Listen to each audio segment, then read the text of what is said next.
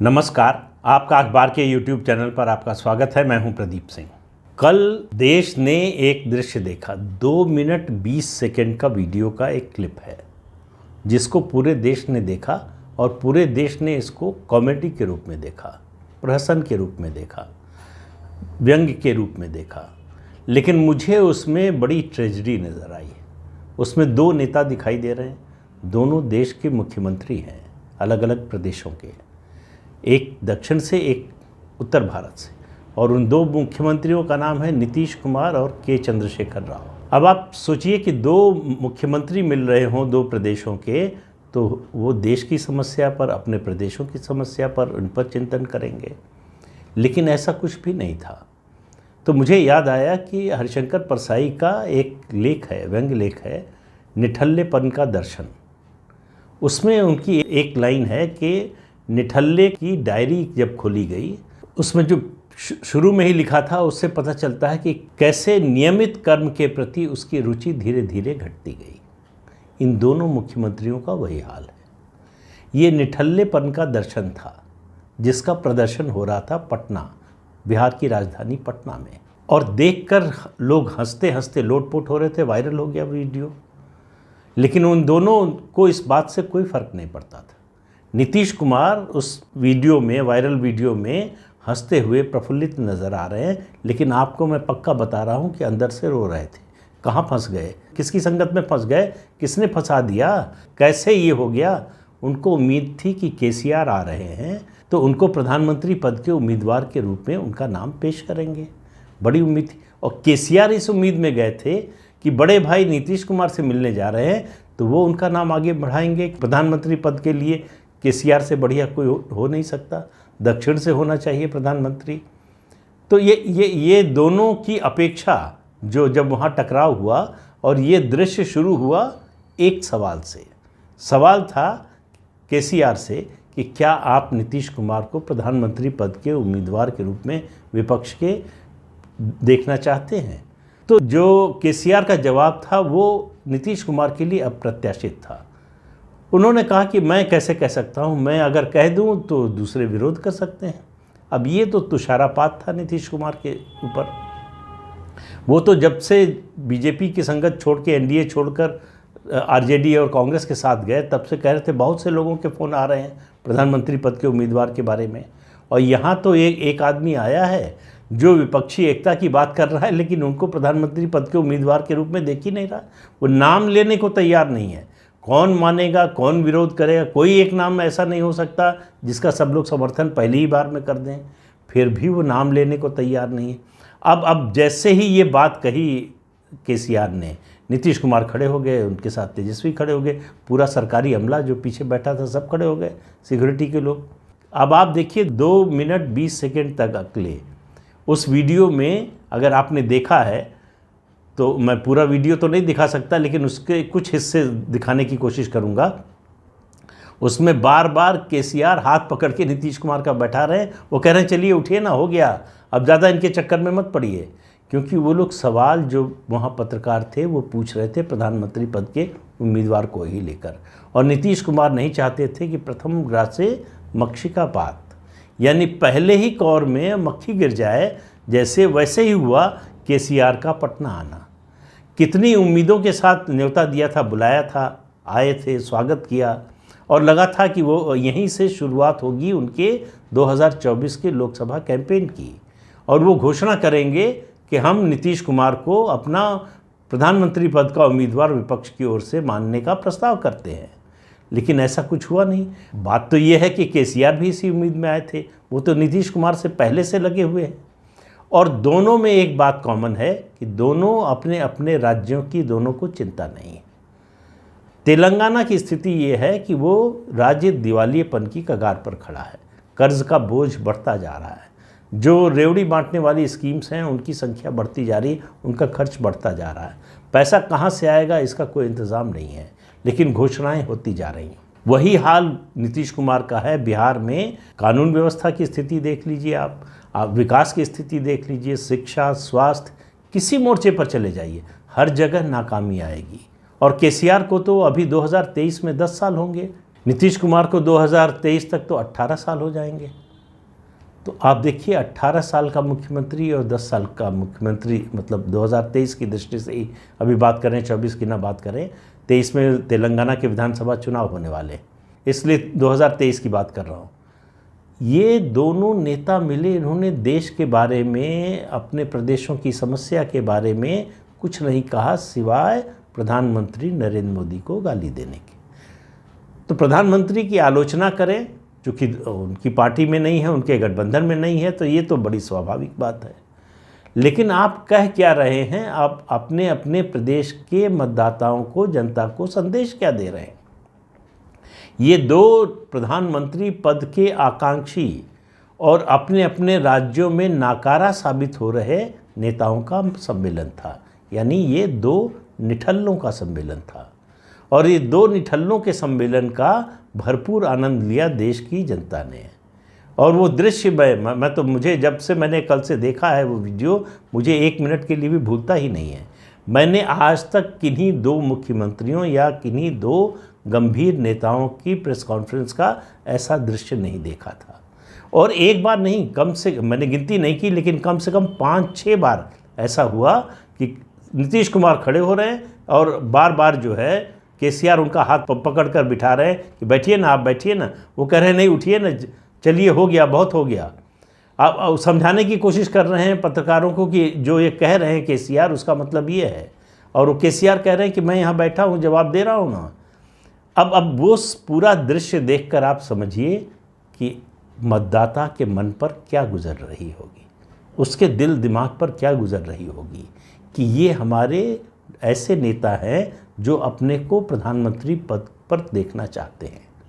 इनकी गंभीरता, इनका व्यवहार, इनका जो शासन और प्रशासन है अपने अपने प्रदेशों में, इनकी राजनीति, यही केसीआर पिछले 6 साल तक, कम से कम 6-6.5 साल तक मोदी के घनघोर प्रशंसक थे। और नीतीश कुमार तो मोदी के साथ ही थे प्रशंसा में। जो है, जब भी प्रधानमंत्री बिहार गए किसी कार्यक्रम में, उन्होंने प्रधानमंत्री की जो है प्रशंसा में कसीदे काढ़े। अब दोनों गाली देने वाले हैं। तो साथ का आधार सिर्फ एक है, बल्कि दो है। आधार एक ये है कि दोनों प्रधानमंत्री नरेंद्र मोदी और बीजेपी के विरोधी हो गए हैं। केसीआर कह रहे हैं कि भाजपा मुक्त भारत बनाना है, और नीतीश कुमार 2015 में कह चुके हैं भाजपा और आरएसएस मुक्त भारत बनाना है। आरएसएस मुक्त भारत बनाते बनाते वो फिर आके आरएसएस और बीजेपी की गोद में बैठ गए, क्योंकि मुख्यमंत्री पद उसी तरह से बच सकता था, उसी तरह से चल सकता था। अब फिर लौट गए हैं और बीजेपी के विरोध में चले गए हैं। तो विश्वसनीयता के स्तर पर दोनों की स्थिति एक समान है। तेलंगाना में केसीआर की लोकप्रियता बहुत तेज़ी से घटती जा रही है। तो समस्या जब आपके सामने अस्तित्व की हो, अस्तित्व से मेरा मतलब राजनीतिक अस्तित्व की, दोनों मुख्यमंत्रियों का हाल ये है कि अगले चुनाव में, और अगले चुनाव की बात छोड़ दीजिए, अगला चुनाव चूँकि तेलंगाना में पहले है इसलिए उसकी बात कर सकते हैं, दोनों 2024 के लोकसभा चुनाव तक मुख्यमंत्री अपने राज्य के रहेंगे या नहीं रहेंगे, इसी का भरोसा नहीं है। दोनों की कुर्सी खतरे में है, और कुर्सी खतरे में है इस वजह से नहीं कि कोई जोड़ तोड़ होने वाली है, या उनकी पार्टी में फूट पड़ने वाली है, या उनके विधायक टूटने वाले हैं या तोड़े जाने वाले हैं। ऐसा कुछ भी नहीं होने वाला है। लेकिन दोनों के लिए अपना मुख्यमंत्री पद बचाए रखना बहुत ही कठिन है, क्योंकि बिहार की बात करें तो लालू प्रसाद यादव निश्चित रूप से चाहेंगे कि उनके सक्रिय रहते उनका बेटा तेजस्वी यादव मुख्यमंत्री पद पर आरूढ़ हो जाए, और वो नीतीश कुमार को रास्ते से हटाना पड़े इसके लिए तो उसमें कोई संकोच नहीं करेंगे, कोई मुरव्वत नहीं करेंगे। ये बात अभी नीतीश कुमार की पता नहीं समझ में आ रही है कि नहीं, लेकिन बहुत से लोग होते हैं जो दूसरों के अनुभव से नहीं, अपने खुद ठोकर खाकर उस अनुभव से सीखते हैं। नीतीश कुमार ऐसे हैं कि ठोकर खाकर भी सीखने वाले नहीं हैं। उनको लगता है कि उनकी चालाकी हमेशा कामयाबी का रास्ता खोलेगी, लेकिन ऐसा होता नहीं। एक समय आता है जब वो चालाकी काम नहीं करती है। तो मुझे लगता है कि नीतीश कुमार के राजनीतिक जीवन में ऐसा समय आ गया है कि उनकी चालाकी काम नहीं करने वाली है। इसी तरह से के चंद्रशेखर राव केसीआर तेलंगाना में उनकी स्थिति, उनकी लोकप्रियता लगातार बिगड़ती जा रही है। उनकी पार्टी का जो जनाधार है वो लगातार घटता जा रहा है। पिछले 2 उपचुनाव विधानसभा के बुरी तरह से हार चुके हैं। तीसरा उपचुनाव किसी भी समय उसकी चुनाव आयोग घोषणा कर सकता है। वो चुनाव हारने का मतलब, हालांकि वो सीट कांग्रेस के पास थी, कांग्रेस के एमएलए ने इस्तीफा दिया और वो बीजेपी में आ गए हैं, बीजेपी से लड़ रहे हैं, लेकिन केसीआर के लिए वो प्रतिष्ठा की सीट है। ये उपचुनाव अगर वो हारते हैं तो तेलंगाना में उनके खिलाफ जो माहौल है वो और ज़्यादा ख़राब होगा। तो 2 ऐसे लोग जिनके मुख्यमंत्री रहने का ही भरोसा नहीं है, वो दोनों प्रधानमंत्री बनना चाहते हैं। मैंने जो 2 बातें कही कि कॉमन है दोनों में, एक तो ये है कि अपने अपने राज्य में ये दोनों लगातार अलोकप्रिय हो रहे हैं। नीतीश कुमार का आपने देख ही लिया, 2010, 2015 और 2020 3 चुनाव, उनका ग्राफ आप देखिए तो ऐसे लाइन नीचे आ रही है। कहीं भी उसमें ठहराव जैसा आपको नहीं दिखेगा, कहीं लाइन ऊपर जाती हुई नहीं दिखेगी, लगातार गिरावट है। वही स्थिति केसीआर की तेलंगाना में हो रही है। इसलिए इन दोनों का मिलन जो है वो बहुत से लोग नज़र गड़ाए थे, खास तौर से कांग्रेस और प्रधानमंत्री पद के दूसरे उम्मीदवार, कि कहीं ऐसा तो नहीं ये दोनों मिलकर एक मुद्दा खड़ा कर देंगे। सबसे ज़्यादा नज़र मुझे लगता है ममता बनर्जी की रही होगी। तो बाकी सब बहुत खुश हुए होंगे, लेकिन ये दोनों नेताओं के मन में निराशा होगी कि दोनों एक दूसरे की मदद की, साथ की उम्मीद से मिले थे, लेकिन हुआ कुछ नहीं। तो केसीआर और नीतीश कुमार 2 ऐसे राजनेता हैं इस समय देश में जिनको अपने राज्य की चिंता नहीं है, जिनको अपनी राज्य की बदहाली की, अपने राज्य में कुशासन की, अपनी घटती लोकप्रियता की, इसकी चिंता नहीं है। इनको लगता है कि ये जब प्रधानमंत्री पद के उम्मीदवार बनेंगे तो पूरा देश इनके साथ खड़ा हो जाएगा। ये अपने प्रदेश में क्या कर रहे हैं ये सब लोग भूल जाएंगे, किसी को याद नहीं रहेगा। इनका सिद्धांत एक ही है, वो है सौदेबाजी का। उसी सौदेबाजी के लिए केसीआर पटना गए थे, लेकिन सौदा पटा नहीं है। उसी सौदे की उम्मीद में नीतीश कुमार ने केसीआर का स्वागत किया, लेकिन सौदा पटा नहीं। तो ये सौदा पटा नहीं तो शुरुआत ही नीतीश कुमार के लिए बुरी हुई है और केसीआर के लिए भी बुरी हुई है। दोनों की जो महत्वाकांक्षा राष्ट्रीय राजनीति में आने की है, उसको दोनों ने एक दूसरे को काटने का काम किया है। तो ये दृश्य जब तक लोगों के दिल दिमाग पर अंकित रहेगा, तब तक दोनों मजाक का पात्र बने रहेंगे। दोनों को गंभीरता से मुझे नहीं लगता कि न तो नीतीश कुमार को बिहार की जनता लेगी और न ही केसीआर को तेलंगाना की जनता लेगी। जिन लोगों को उम्मीद थी, उनके बाहर जो उनके समर्थक रहे होंगे दूसरे राजनीतिक दलों में, छोटे जो राजनीतिक दल हैं, उनको भी निराशा हुई होगी कि किस तरह का प्रदर्शन है, किस तरह का सार्वजनिक व्यवहार है।